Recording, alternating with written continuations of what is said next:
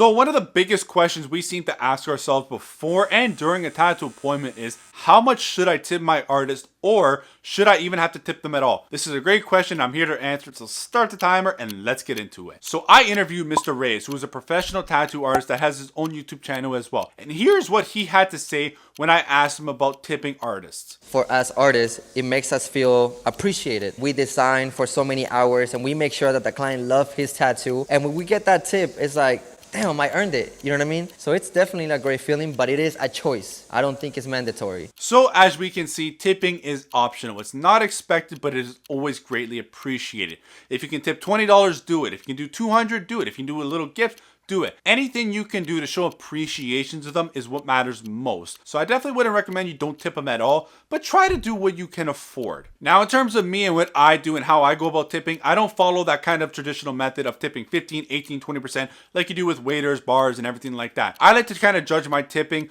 on how big the piece was, how detailed it was, how willing they were to work with me and my ideas, and the outcome of the tattoo in general, and how I felt overall when it was fully done. If I really liked it, I'm going to give them a little more just because that's my way of showing appreciation to killing the piece. Now, for apprentices, I usually like to go ahead and tell people to tip a bit more because those are the people that rely on tips a lot more than an artist that is already well off, that is charging a couple $1,000s per piece because they are already making a lot of money on that piece. They don't really need to rely on that tip as much. So drop the tip down if they are really charging a lot of money for the tattoo. And if they're apprentice, maybe increase that percentage a little more. It all depends at the end of the day on how you feel about it, how much you're willing to give, and to just show appreciation the best way that you can. Now, I want you guys to go ahead in the comment section and let me know, what do you do for tipping? How much do you tip, or do you even tip at all? I would love to hear that from you, and I'm sure others would as well. I will see you next week. Like always, Justin out. Later, guys.